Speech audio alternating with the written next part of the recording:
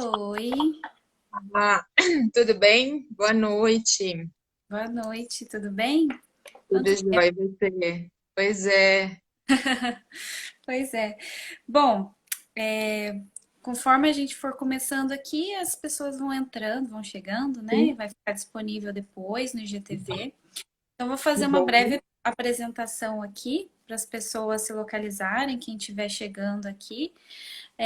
Eu inventei uma moda de fazer a Semana da Saúde Mental aqui no meu Instagram.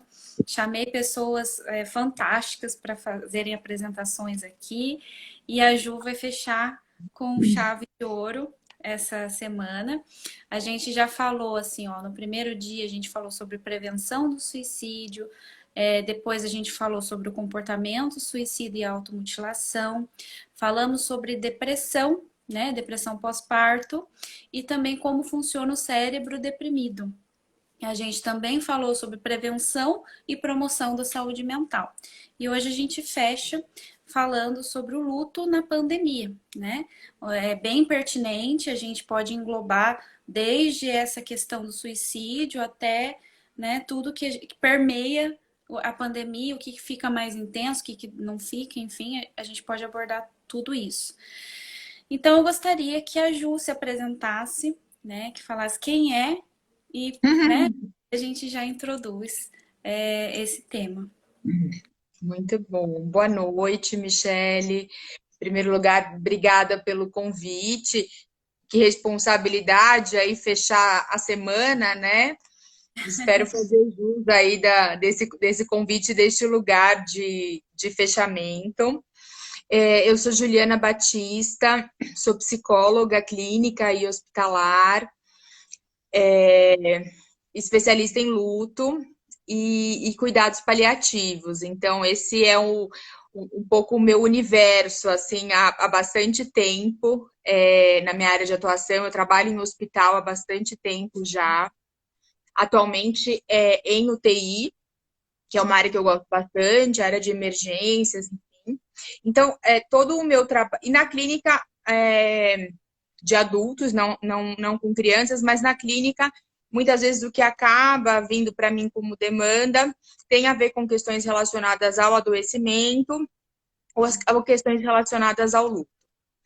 Então, para o psicólogo hospitalar, é muito difícil a gente separar o contexto do luto no nosso dia a dia, né? Porque a internação por si só, ela já traz bastante perdas, né? Então, venho me deparando aí com uma nova realidade de mais intensidade nos últimos meses por conta da pandemia, né?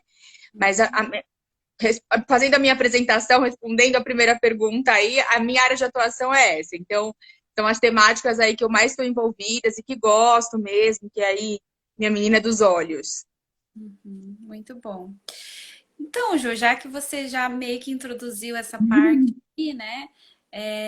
Se você quiser já iniciar o seu tema, falando também da sua experiência com a pandemia, né? Trabalhando com isso, o que que você tem vivenciado, o que que você tem experienciado, né?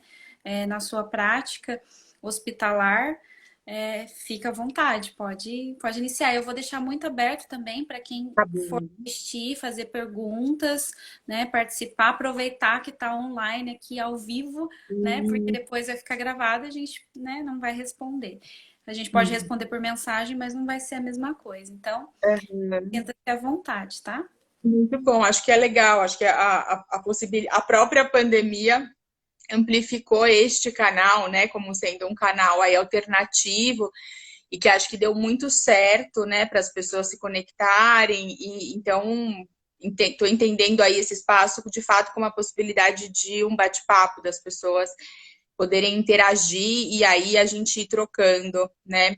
Hum, Agora, o que eu tenho acompanhado, Michele, muito, assim, como eu disse, dentro do hospital, eu gosto sempre de pensar que eu entro para trabalhar, independentemente da pandemia, eu entro para trabalhar sabendo que eu estou, possivelmente eu vou encontrar com potenciais enlutados. Isso já me ajuda muito no meu trabalho, né? Porque isso me dá uma clareza do que aquelas pessoas lá dentro, sejam pacientes ou familiares e até mesmo a equipe de saúde, passam no dia a dia dentro de um hospital. Então, o luto, ele é muito presente dentro deste ambiente, né? O que aconteceu nos últimos meses foi realmente um boom de intensidade e a própria mídia, né, acho que vai ajudando muito a, a trazer à tona o assunto do luto, né? Se você for pegar nos últimos meses reportagens, tanto na mídia televisiva, quanto em revista, em jornais, você vai encontrar muitas coisas falando sobre as dificuldades com os rituais, né? Como é que isso ficou na pandemia? Então não dá para fazer o sepultamento com a família, não dá para velar o corpo, qual o impacto disso, né? Isso foi o tempo inteiro, desde o início, muito falado e foi ganhando um lugar importante porque, de fato, é um assunto muito importante e muito sério que precisa ser tratado com esse espaço, né? Na minha prática, o que eu faço hoje? Como eu disse, eu sou psicóloga hospitalar, eu trabalho dentro de uma UTI no Hospital Sírio-Libanês, e nós tivemos que nos adaptar também à nossa forma de trabalho. Então, eu estava dentro de uma UTI, que é uma UTI aberta, de um hospital grande em São Paulo, onde a família sempre foi muito presente. UTI aberta, a família pode ficar 24 horas, que é já pensando na realidade do Brasil inteiro, é um recorte bem específico. E aí, de repente, a gente teve que deixar todo mundo de fora, todo mundo se distanciou, e tem muito essa história dos pacientes muito sozinhos, vivenciando as suas perdas, né? E daí acho que já é o primeiro ponto que a gente tem para conversar, que é o próprio adoecimento como um desencadeador do processo de luto, né? A gente ainda tem, acho que, um caminho longo, se a gente for pensar no que é muitas vezes disseminado lá fora no senso comum, porque as pessoas, na grande maioria, têm a ideia do luto vinculado à morte e à morte de uma pessoa, né? Então, isso vai mostrando o quanto a gente tem que caminhar e trabalhar e psicoeducar e criar esses espaços para falar também de morte, mas o quanto o luto pode ser desencadeado a partir de qualquer perda significativa. Né? Por isso, dentro do hospital, ele é muito presente, porque dentro do hospital as pessoas estão vivenciando perdas muito significativas o tempo inteiro. É a perda da saúde, a perda da funcionalidade, a perda dos planejamentos todos, né? Que às vezes um quadro grave pode proporcionar. Então, nesse sentido, o luto ele está muito presente. A gente precisa reconhecer ele desde o início. Ele está vinculado à perda de saúde também.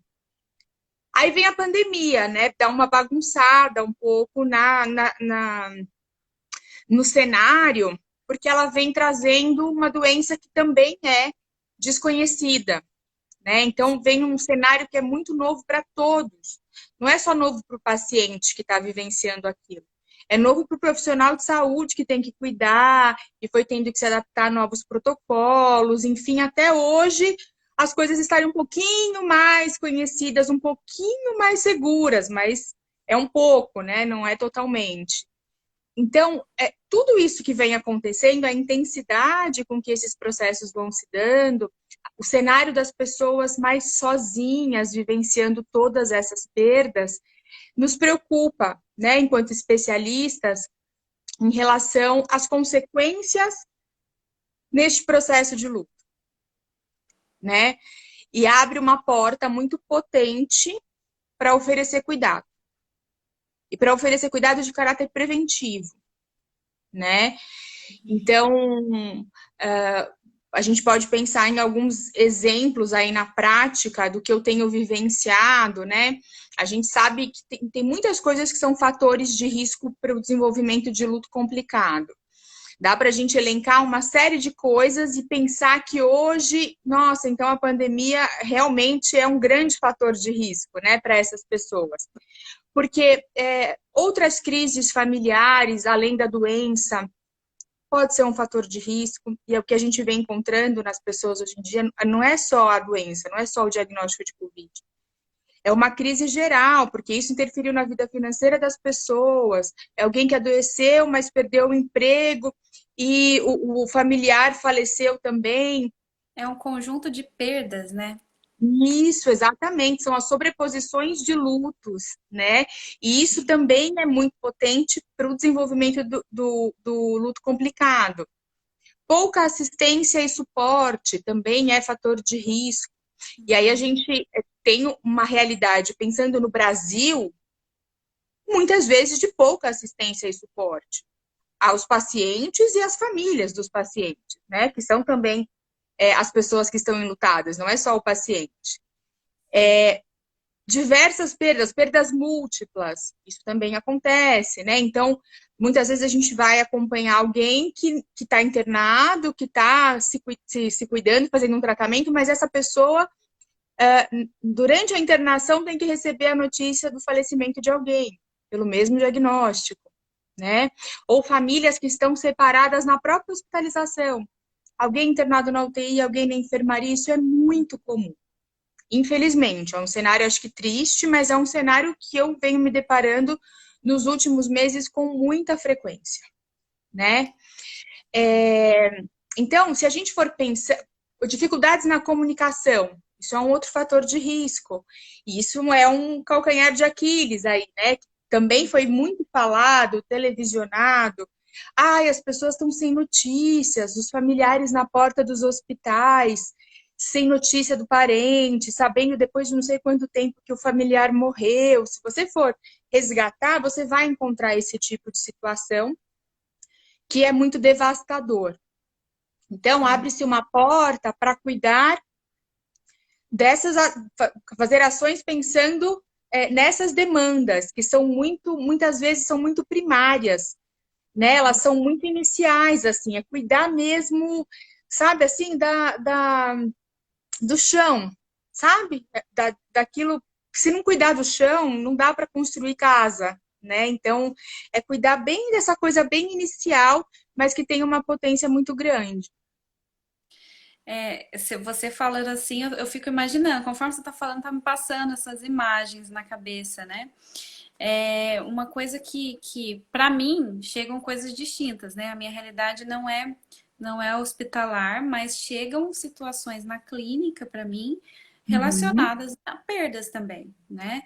E aí eu fico pensando também das pessoas que saem, né?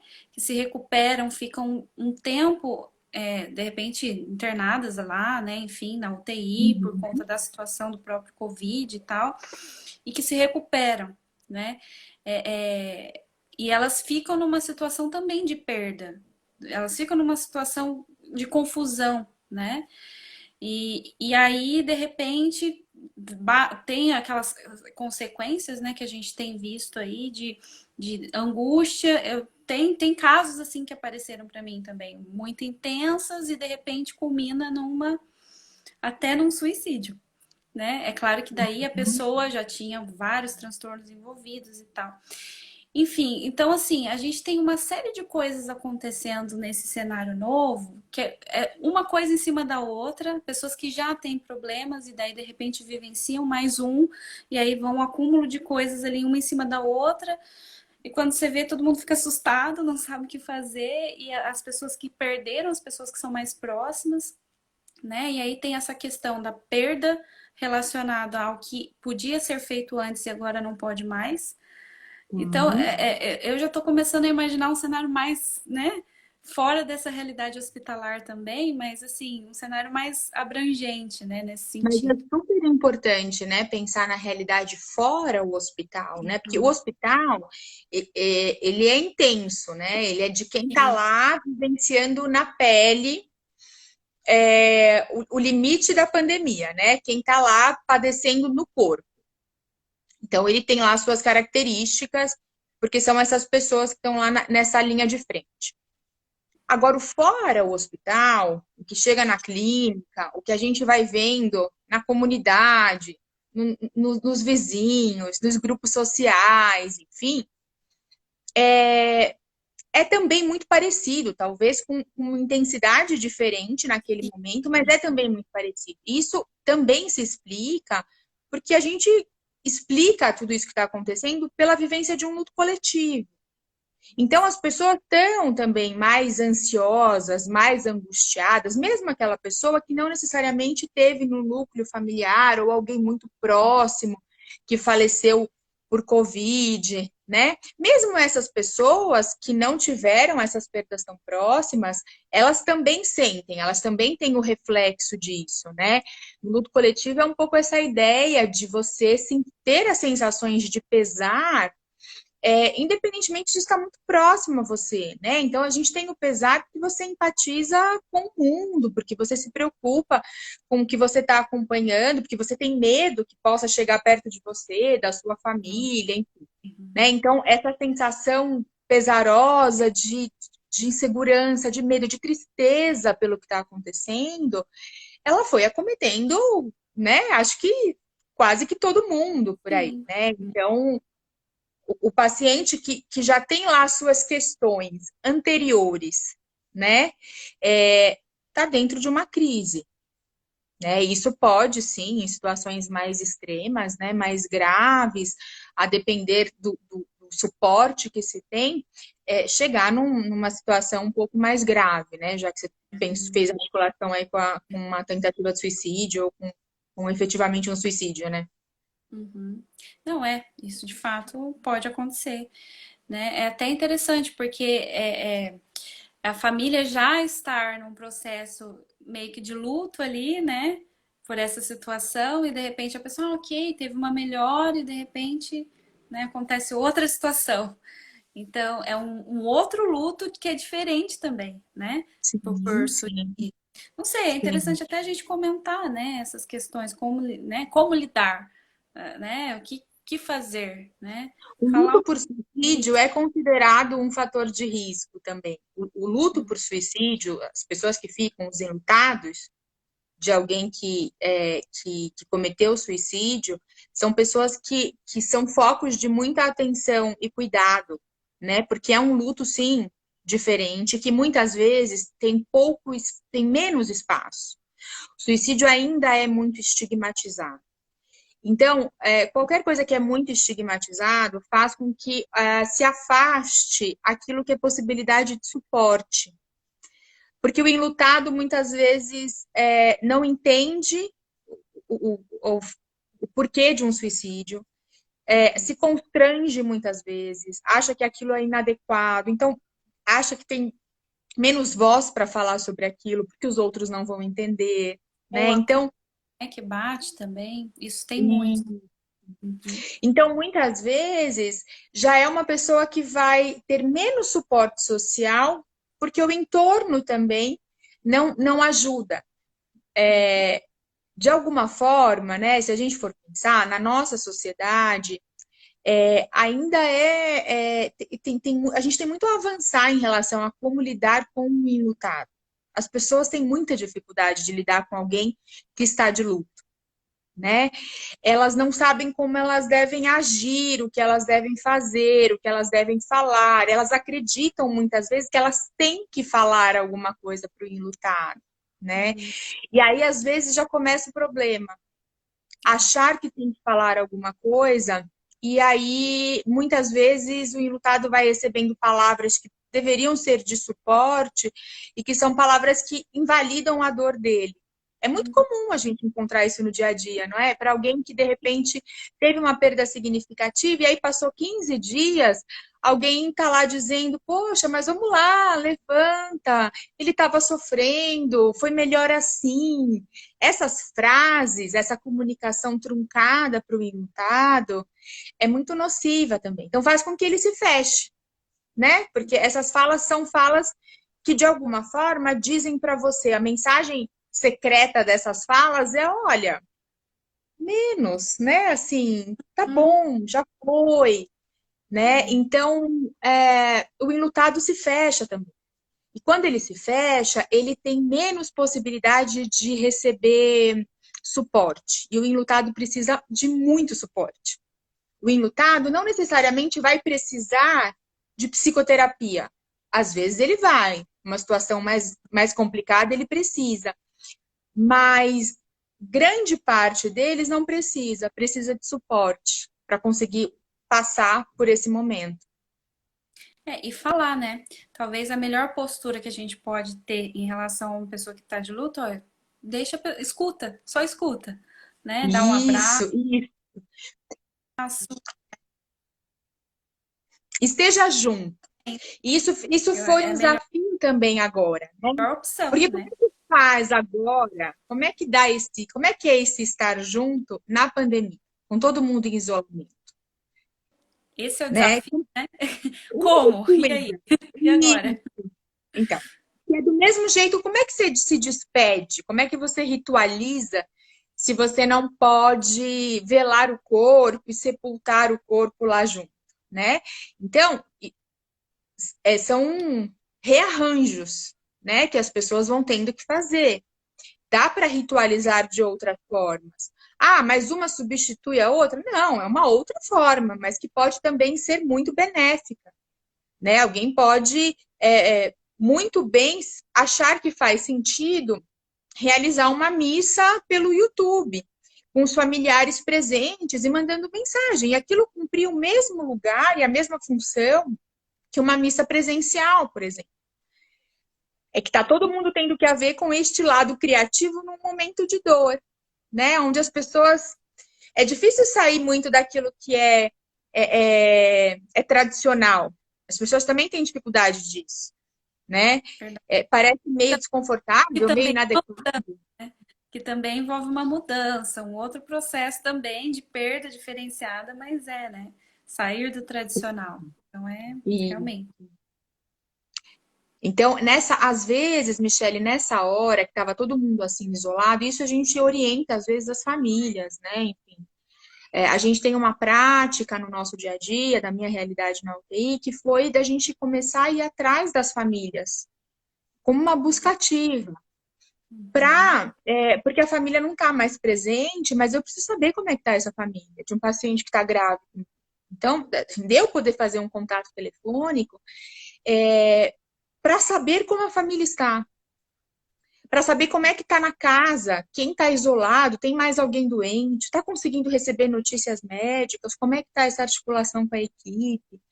Essas coisas bem básicas, mas que trazem muito a essência do cuidado e tem um efeito, um reflexo nessa pessoa que é muito positivo. Se a gente for pensar, então, assim, a forma como o cuidado acontece pode mudar a resposta do luto. Alguém que Interessante. se sente cuidado ou sente que seu familiar está sendo cuidado e confia nisso, certamente tem um processo de luto diferente de alguém que, além de tudo que está acontecendo no mundo, tem a sensação de desamparo, de que ninguém te olha, de que ninguém te ajuda, de que você não tem certeza se seu familiar está recebendo um bom tratamento, se ele está recebendo remédio, se estão dando bom dia para ele, né? Então, a forma como a gente se sente cuidado afeta a nossa resposta do luto. Né? Então, às vezes, mas como é que eu faço, né? O meu amigo foi lá e perdeu alguém tão importante, eu não sei o que eu falo, eu não sei o que eu faço. Numa situação de todo mundo em isolamento, um cuidado de luto muitas vezes vai ser você se certificar de que o outro tem comida em casa. Uhum. É simples, né? Assim, não é nada, não é cuidado especializado neste momento. É cuidado humano simples, né? Porque muitas vezes o enlutado não vai conseguir pensar que ele tem que se alimentar, como é que vai no mercado e tudo mais, né? Então, alguém que pode chegar e se certificar disso e se oferecer para ajudar com isso tem um valor inestimável. Muito bom. A gente tem uma pergunta aqui. Um paciente que se recupera após alguns dias na UTI e por coincidência perdeu um ente querido pela mesma razão no período. Como se dá o trato mediante esse luto desconhecido? Ele colocou entre aspas. Tá? Desconhecido no sentido da pessoa não saber, talvez, é isso.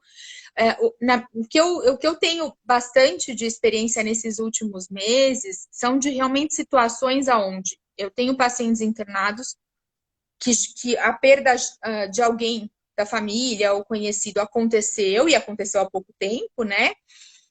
Então, de repente, pacientes que chegam e contam, perdi a mãe, perdi a irmã, enfim, há um mês, né? Então, está no meio deste processo de luto, aquilo está absolutamente vívido dentro dessa pessoa e ela tem que lidar também com o medo, porque o diagnóstico é o mesmo, né? Então, é um cenário muito difícil. Sim. E já tive situações também, acho que tão emblemáticas e sofridas quanto, que é o paciente estar internado, grave, e aí a família nos informa que houve um falecimento de outra pessoa da família neste momento. E aí esse paciente se recupera lentamente, enfim, chega um momento onde a família pede ajuda para que a gente possa contar junto com a família sobre esta perda, né? Esse é um outro cenário também. Muitas vezes, muitas vezes as famílias têm dúvidas, né? Assim, conta, não conta, mas conta agora porque tá frágil, né? Assim, como é que vai contar agora? Como é que a pessoa vai conseguir investir na própria saúde, no tratamento, As pessoas têm muito medo disso, né? De que uma notícia ruim vai fazer com que o outro desabe de um jeito que ele desista, né? E quando, na verdade, é a dor do outro e ele vai ter que passar. Então, muitas vezes, eu penso que é até mais protetivo cuidar para que isso seja contado, muitas vezes, dentro do hospital. Até para sanar um pouco com as preocupações que as famílias têm em relação a dar uma notícia ruim para alguém e essa pessoa ter algum evento físico, sabe? Vai passar mal, a pressão vai cair, o coração não Sim. vai aguentar. Uhum. Uhum. Então, a gente vai tentando acolher essa família para pensar no melhor momento, para pensar nas melhores estratégias, e também com esse respaldo de que está no hospital. Então, assim, se realmente, né, assim, for algo que precise de algum suporte para o corpo também, tá lá. Então, acho que esse fator acaba sendo protetivo. Mas isso, infelizmente, é um cenário mais recorrente nos últimos meses do que eu gostaria de ter acompanhado. Uhum. Entendi. A gente está vivenciando realmente uma novidade, né? Um cenário literalmente de guerra, talvez, né? Uhum. Tem que acudir ali, né? É, eu fiquei pensando aqui uma coisa, né? Você trouxe dois vieses, né? Quem é acolhido no luto, né? De uma forma assim, de você oferecer suporte, proteção, apoio para a pessoa, ela tende a passar por esse luto de uma forma melhor do que aquele que está Uhum. se sentindo desamparado, né? Eu fiquei refletindo, porque a realidade, né? Você está trazendo a sua realidade de um hospital que é particular, né? Sim. Enfim, e que tem toda essa estrutura, né? E aí eu fico pensando no cenário mais SUS, cenário mais, enfim. E aí o que você tem para dizer sobre isso? Se você tem uma noção, se você sabe como que tá esse cenário aí, porque eu fiquei imaginando como que tá isso, né? Que caos que pode estar dentro desse Então, a ambiente. gente sempre fica à margem de pergunta, né, quando você vai pensar no cenário público, eu acho que tem muito a ver com o recurso humano, e não com a qualidade do recurso humano, com a quantidade, né?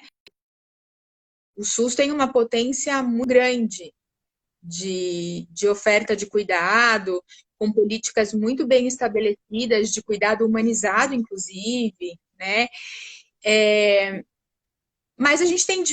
O Brasil é um universo à parte, a gente tem muitas realidades diferentes. O que as ações que eu realizo hoje me mostram, e isso para mim é um cenário esperançoso, é que muitas vezes o que você vai oferecer neste momento, que é preventivo, que é cuidar para que o outro não entre em colapso, isso é uma coisa que não necessariamente eu vou precisar do especialista. Mas talvez eu vou precisar do especialista para instrumentalizar um grupo que não seja especialista a fazer pequenas ações. Então, eu vou pegar um exemplo prático, né, de ações que de repente a gente faz hoje em dia na UTI e que são super bem-vindas e que falam desta percepção e sensação de cuidado que um familiar pode ter.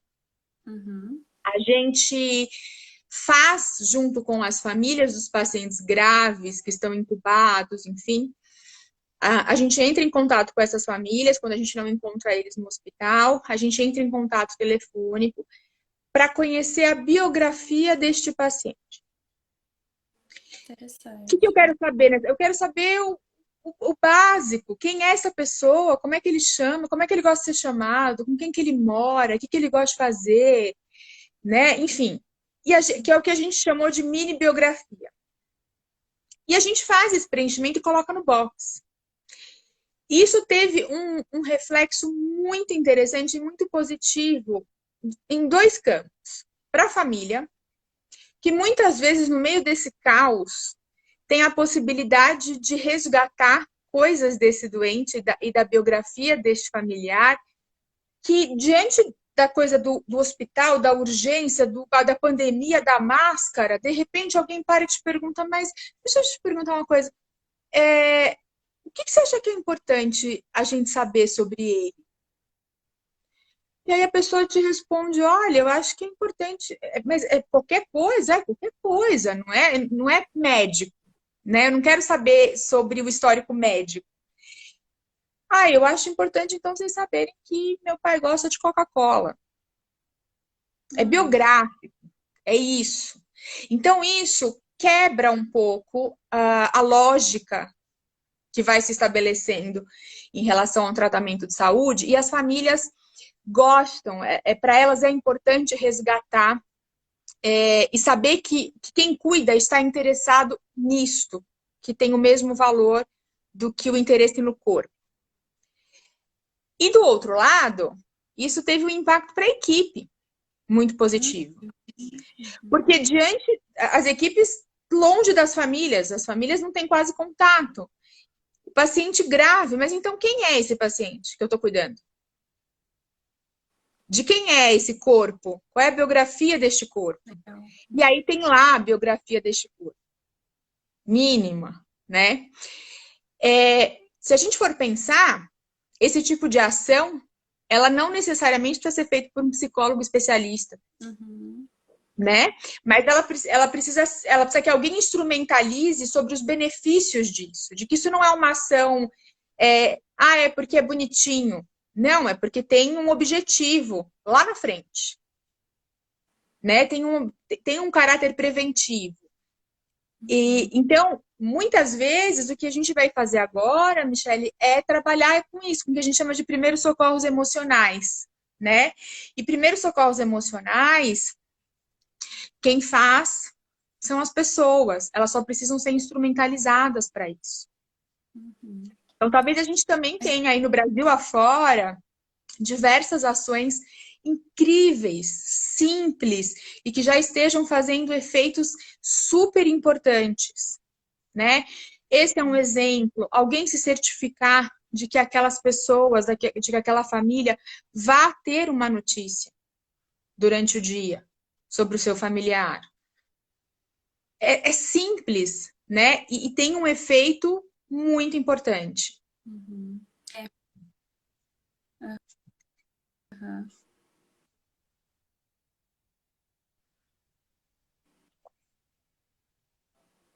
Muito bom. Muito bom. Podem amenizar a dor de um paciente, familiares? Acredito que sim. Não sei. O que você acha disso? Sim, eu acho que é uma ação de humanização que foi sempre muito bem-vinda dentro dos hospitais, né? De novo, você dá a sensação para aquelas pessoas de que tem gente que está interessada no bem-estar deles, E estar interessado no bem-estar do outro não é só dar remédio para o outro. Dar remédio é uma das alternativas, né? Então, sim, eles podem ser e são, né? Acho que agora mais limitados até, né? No contexto da pandemia. Eu acho que isso interferiu também em muitas ações de humanização que alguns hospitais e clínicas já faziam, né? Porque eu acho que ficaram, eu imagino que tenham ficado um pouco de fora. Os doutores da alegria, os palhaços, os animais, né? Que tanto fazem bem aí para determinadas populações, mas que agora tiveram que dar uma recuada. Até por conta do cenário que a gente está vivenciando, né? E Fica, não fica, assim, é só fica quem mais. é necessidade máxima, assim, né? Necessidade primária para estar lá, inclusive por conta da proteção à própria equipe, né? Que vai fazer uma oferta de trabalho voluntário. É. Eu fico imaginando como que é. Assim, eu te conheci no hospital, né? Que a gente trabalhou não juntas diretamente, Uhum. indiretamente, né? Em São Paulo, mas eu fico imaginando o cenário, como que tá, né? Porque eu já não tô no hospital, né? Eu tô fora, eu tô em outra área. Mas eu fico imaginando esse cenário. Realmente, tudo isso que você fala e tudo isso que a gente acompanha também na mídia é algo que realmente é impactante, né? E reverbera fora, né? A gente percebe como as pessoas ficam preocupadas. Inclusive, na semana retrasada, eu tomo Foz do Iguaçu, então, um bate-papo com a prefeitura, né? Com os servidores aqui da prefeitura de Foz. Eram mais de 80 pessoas para falar sobre prevenção do suicídio e estava participando também uma representante do CVV, né? E ela disse que por conta da pandemia aumentou o número de ligações não de pessoas que estavam pensando necessariamente em suicídio, mas pessoas que queriam conversar e falar da aflição que essa situação. Elas estavam com medo, aquele pânico, né? Então, é uma situação que é nova e é um luto, não sei se eu posso chamar assim, antecipatório, né? Mas de uma coisa que você não sabe se vai acontecer, mas você acha que vai acontecer, isso gera ansiedade, né? Uhum. Então, e aí eu não sei se você teria alguma ideia, porque me ocorreu aqui uma pergunta, inclusive uma pessoa me pediu para fazer essa pergunta hoje, né? Que eu acho que ela vai assistir depois. Então, assim, como lidar com esse luto? Que é interessante. Você que outra pessoa ajudar outra pessoa enlutada, mas você, tô passando por um luto. Como que eu lido com esse luto? Eu acho que é interessante também a gente, né? Como que eu posso fazer para lidar, né? A tristeza, o que eu preciso fazer? Quais são os processos que eu preciso passar, né? Enfim, porque tem muita gente que reprime, que foge, né? Que, enfim, então é interessante a gente falar, né, disso também. A primeira coisa, se a tristeza está vindo, ou qualquer outro sentimento que a gente tende a tentar dizer, ah, esse sentimento aí é meio ruim, né? Deixa eu deixar ele de fora. A primeira coisa é se permitir sentir, porque é, a gente luta muito contra algo que a literatura traz, né? E que é uma realidade ainda difícil, que são dos lutos não reconhecidos, né? Então, eu falei lá atrás a ideia de que muita gente acredita que o processo de luto se dá depois da morte de alguém. Sim. E aí isso é muito reducionista. Então, eu não reconheço diversos processos de luto. O que a gente considera como luto não reconhecido? Vou dar alguns exemplos, né? Lutos que ou a sociedade ou o próprio enlutado não reconhecem, não entendem que é válido. Ficam na dúvida se você pode sim lutar por isso. Perda de animais de estimação, por exemplo, Uhum. né? É, perda de emprego. Isso é uma outra realidade que vem acontecendo agora também no meio da pandemia, né? perdas pelo adoecimento. As pessoas também têm muita dificuldade de reconhecer que isso gera um processo de luto. Aí eu gosto sempre de trazer o exemplo que é mais caricato de um adoecimento. O paciente que precisa amputar uma perna, Uhum. ele perde uma parte de si. Existe um processo de luto enorme envolvido nisso. E muitas vezes o não reconhecimento se dá de achar, mas gente, mas ele podia ter perdido a vida, ele perdeu a perna, então vamos seguir em frente. É uma dor, né? É uma perda. É um luto. É uma É perda. importante falar. Exato, Uhum. exato. Mas as pessoas desconhecem, as pessoas têm pressa e as pessoas não sancionam que isso é válido. Veja, muitas vezes é a sociedade que faz isso e muitas vezes é o próprio enlutado que faz isso com ele mesmo, né? Ele fica numa sensação, às vezes, de quase que de um constrangimento por estar se sentindo assim. Porque a sociedade vai tentando comparar as reações das perdas. É Não, verdade. mas alguém que perdeu a mãe e alguém que perdeu um cachorro, essas pessoas não podem estar sofrendo da mesma forma. E é interessante que essa comparação, esse julgamento gera um sentimento, assim, uma dúvida na pessoa que sente aquilo, no sentido, será que eu tô sendo egoísta? Será que, né? E Porque, enfim, é interessante isso, esse exercício gera de um empatia, né? constrangimento, muitas vezes. Exatamente. Pode gerar um sentimento de inadequação, você não sabe. E aí, o que acontece, né, Michele? Se você não sabe, se você se acha inadequado, se você fica constrangido, você guarda. E aí, de novo, é menos chance de receber suporte. Então, qual é a forma de se passar, né? De experimentar isso? É vivendo isso. Entendendo que viver isso dói. Uhum. Não tem jeito. Se tem uma coisa que não tem jeito nessa vida, é a dor do luto. Dói. Outras coisas na vida também dói. Mas dói e pode ser que depois doa de um outro jeito. Dá para fazer um arranjo na vida para aquela dor não ser o tempo inteiro tão dilacerante, né? Mas dói. Então tem que reconhecer que vai ter dor e que vai ter oscilação.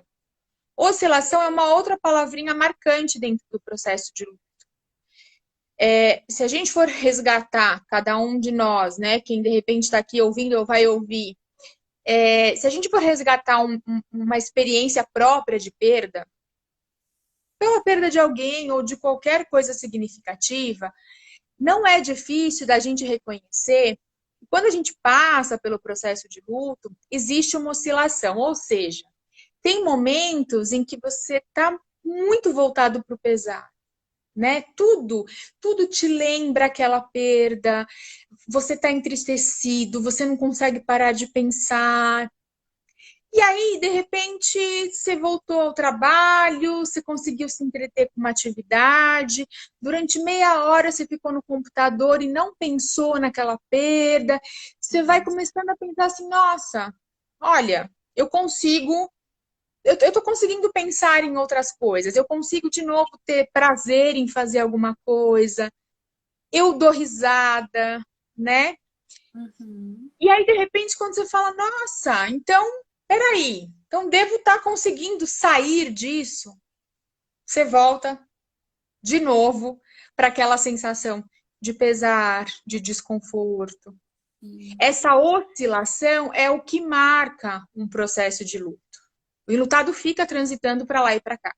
Isso é muito cansativo, isso é muito dispendioso. Isso às vezes dá ao enlutado a sensação de que ele está ficando louco, sabe? De que ele é incapaz de passar pelo processo de luto. Porque a hora que eu acho que eu estou melhorando, eu vou lá e volto para trás. E aí é super importante alguém poder, de fato, acolher para mostrar que não é incapaz. Que está cumprindo exatamente o que Uhum. o processo de luto pede, né? Então, Então, vai ter dor, vai ter oscilação, né? E vai ter que sentir isso. É melhor. é, A conta fecha mais, assim. eu tenho duas perguntas para fazer que me Diga. ocorreu aqui, que eu acho que talvez seja importante responder. A primeira, quando é hora de pedir ajuda? Dentro do processo de luto, existe algum momento que a gente deve pedir ajuda profissional? Essa é uma pergunta importante também da Tá, gente abordar aí. tá. É, então, quando existe a dúvida do próprio enlutado em relação a isso, eu acho que já é um ótimo caminho, né? Uhum, Porque às vezes alguém pode ter a necessidade de pedir uma ajuda profissional de fato para compartilhar as coisas da perda, e não necessariamente porque está vivenciando um processo de luto complicado. Então, quando a legal. pessoa já tem isso em mente, meio caminho andado, vai e pede ajuda. Não significa que você está vivenciando um luto complicado, mas talvez você esteja sentindo a necessidade de esgotar mais o assunto ou tudo aquilo que você sente em relação à perda. Uhum, O enlutado que às vezes vai precisar efetivamente da psicoterapia do luto, né, que vai partir aí para caminhos que são mais difíceis, de complicações, um luto adiado ou inibido, onde demora mais para você conseguir entrar em contato com ele, uma cronificação do processo de luto, onde existe uma dificuldade de você se desconectar do objeto que foi perdido, enfim, tendem a ser processos mais difíceis para o enlutado ter o reconhecimento de que ele precisa de ajuda. Então, muitas vezes é quem está do lado que vai percebendo e vai tentando achar um caminho que seja menos ameaçador na oferta de ajuda para o outro, né? uhum, Principalmente se a gente está falando de um processo mais crônico, onde existe muito a fantasia e o medo de que vocês estão querendo me desvincular do meu objeto de amor. E aí o terapeuta vira um grande vilão nesse sentido, né? Porque aí ele se presentifica ali numa fantasia de que do outro, de que, bom, se estão querendo me levar lá é porque acham que está errado e vão querer fazer com que eu me desconecte do meu objeto de amor. Mas eu acho que de alguma forma o momento e que às vezes o enlutado vai perceber e às vezes quem está de fora vai perceber, o momento tem muito a ver com a funcionalidade da vida, né? Porque durante um tempo é muito esperado que a sua vida funcione de um jeito muito diferente, né? Depois que você tem uma perda significativa. E a ideia é que depois você vá conseguindo tornar um pouco, voltar com as coisas um pouco para o eixo. uhum. Quando esse processo está muito difícil, né? Quando ele vem com muito sofrimento, quando a capacidade funcional fica muito implicada, assim, acho que daí esse é o momento, esse é o time. É, e eu fico. A outra pergunta que eu ia fazer, que não é uma pergunta, talvez, seja um comentário mesmo, né? Em cima disso tudo que você está falando. Que o que já acontece para mim? O que chega às vezes para mim, né? Uhum, Pessoas que não vivenciaram um luto muito tempo, enfim, lá 13 anos, 14 anos. E aí, de repente, chega para mim com um quadro, né, de depressão, num quadro de algum quadro. uhum, E o que eu percebo é isso, né? A pessoa tem uma dificuldade, talvez, de identificar essa necessidade, de entrar em contato com essa emoção, e ela fica muito tempo sem falar. De repente, vem à tona aquilo, com a terapia, obviamente, a gente vai mexer nisso, e aquilo transborda, né? E de coisas ali, depois de uhum. 13 anos, não sei quanto tempo, porque ficou lá dentro, ela não colocou para fora, mas a pessoa não tinha noção disso, né? Isso eu vejo que é mais comum do que a gente imagina, né? A gente vê as pessoas não falarem sobre, porque dói falar. Eu não quero falar, deixa de lado. Vínculo muito grande e a forma dela lidar com aquilo é vou tirar o foco disso, vou fazer outra coisa, continua na rotina, na vida, na vida, na vida e aquilo vai ficando quieto ali e isso eu vejo que é comum até certo ponto, né? Então é interessante a gente também observar isso, né? E já que a gente está falando disso, não sei as pessoas que vão acessar esse vídeo, né? Buscar falar dessa dor, falar, fazer conversas, reuniões com as pessoas que são próximas, que também tinha vínculo, falar o que cada um sente, as lembranças que tinha de cada pessoa. Mas não sei qual é a sua visão sobre isso, né? Eu Porque acho que isso é recorrente, né? mais do que falar, né? Eu acho importante a gente até desmistificar a história do falar, né? Eu acho que talvez a recomendação, né, a dica que fique é assim, é se conectar com os impactos dessa perda. Para muitas pessoas vai ser através da fala, mas a gente tem que tomar também muito cuidado, prestar muita atenção para que não fique uma expectativa grande em cima do enlutado de que o jeito de passar pelo luto é de ficar falando sobre a perda. Então Uhum. tem que falar com alguém, né? Tem diversas formas de expressão do enlutado, a gente precisa validar todas elas, né? Porque realmente tem gente que assim, tem gente que não consegue acolher o enlutado e tem gente que vai numa via que assim, o outro tem que falar, ele não fala, tem que falar, ele tem que falar, ele tem que chorar. Não sei, eu não sei se no repertório de vida dessa pessoa chorar é uma manifestação presente o tempo inteiro, né? Falar, se abrir também é. E aí, como é que faz? Na hora da maior dor que se tem na vida, como é que a pessoa vira essa chave? Então, mais do que falar, é se permitir se conectar com essa perda. Esse Isso, sentimento, porque e, isso que eu relatei, eu falo mais do íntimo, né? Não falo nem das pessoas ao redor, porque no íntimo uhum, ela se conecta. Ela tem dificuldade de lidar com as emoções, né? Tem muita gente assim, por medo mesmo, isso vai doer, né? Então, esse que é o conflito ali, né? E aí quando vem à tona, você vai descobrir tem alguma coisa que não foi trabalhada ali, né? é fazer essa permissão com você mesmo, porque para algumas pessoas não vai funcionar, e aí por isso essas pessoas não vão chegar à terapia, porque para algumas pessoas não vai funcionar falar com o outro. Mas elas podem estar conectadas com elas, e esse trabalho vai ser muito solitário, muito individual, e pode ser absolutamente bem sucedido, Sim. né? Uhum. E isso vale para a gente educar a população geral em relação a como você lida com o enlutado, para tirar um pouco essa ideia de que assim, tem que falar, ele tem que falar, ele tem que pôr para fora, né? As pessoas. É interessante porque tem gente que foge de alguém que fala, e ao mesmo tempo tem gente que cria muito essa expectativa de que para o outro conseguir lidar com alguma coisa, ele tem que falar, falar, falar, falar. E às vezes a pessoa não tem isso no seu repertório de vida e ela não vai conseguir. Aí se torna muito sofrido, né? Uhum. Essa exigência que o mundo externo vai colocando, né? Com certeza. E aí, gente, alguma pergunta? Alguém tem mais alguma pergunta para fazer?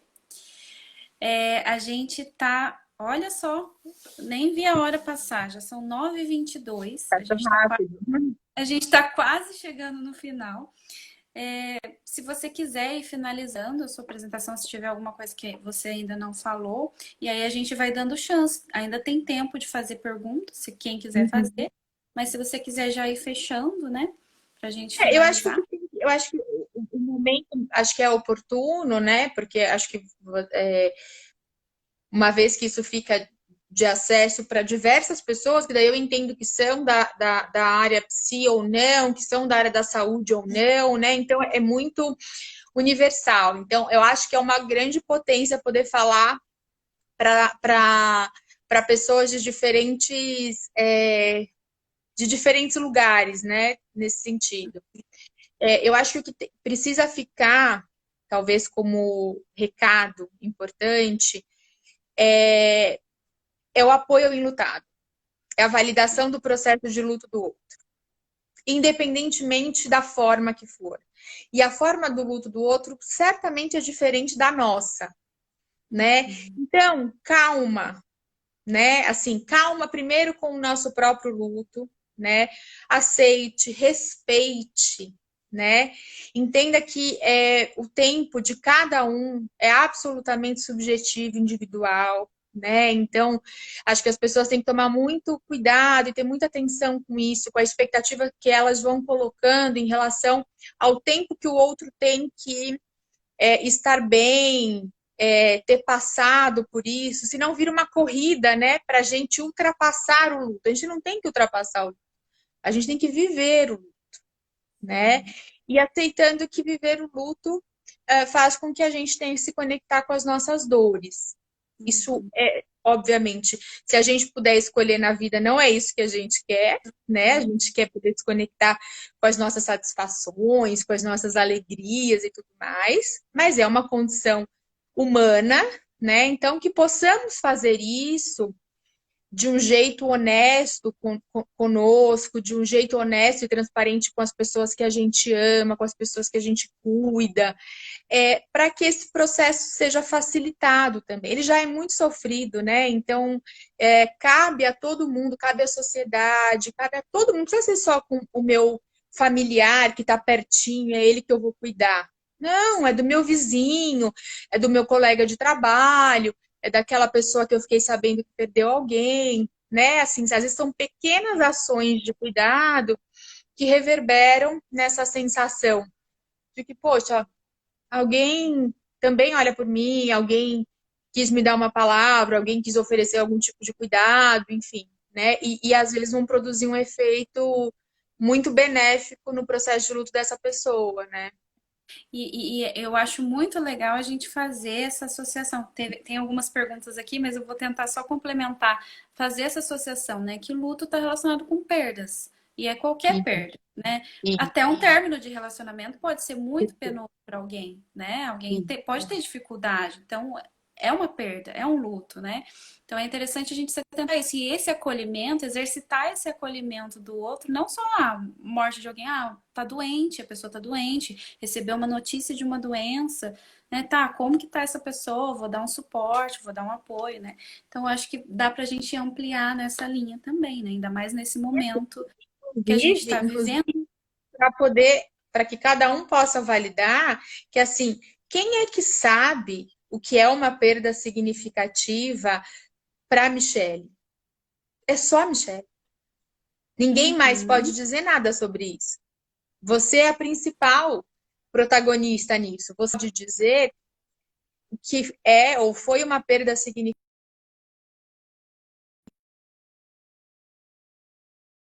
as pessoas poderem se autorizar. Legal. Aqui, uma travada, mas voltou aqui. Aqui a gente tem, ó, não tenho pergunta, mas estou gostando muito. Foi a Fabienne, comentou. A Elizabeth, eu acho que não há fórmula para vivenciarmos o luto. Acho que temos que vivenciar esse luto, porque principalmente quando é relacionado a uma pessoa que amamos, esse luto vai e volta. Tem a ver com o Perfeito. que você comentou da oscilação, né? Então, e não tem fórmula, Elizabeth. Não tem fórmula. E aí ela falou: digo viver intensamente o luto, chorar, etc. É bem por aí, né? Isso. Bom, o Instagram está avisando que temos 1 minuto e 28 segundos. Você quer dar as palavras? Não sei. Eu agradeço o convite, agradeço o espaço. Eu acho que é sempre, é sempre uma potência poder falar, eu acho, né? É um assunto difícil, mas eu acho que é uma potência poder falar de perdas, de luto, de morte, que são sempre assuntos que a gente vai tentando dar uma desviada no dia a dia, né? Mas eles não desviam da gente nas vivências da vida, né? Então, eu acho que sempre que se abre um canal, eu entendo que isso é uma revolução no mundo, né? Então, agradeço a oportunidade, agradeço o convite e 20 segundos. espero que tenha sido bom. É isso. Foi ótimo, gente. Gratidão, gratidão, Ju. Eu espero que a gente possa Obrigada. ter outras oportunidades. Gratidão a todo mundo que Um participou. beijo. Beijo. Tchau, tchau. Tchau.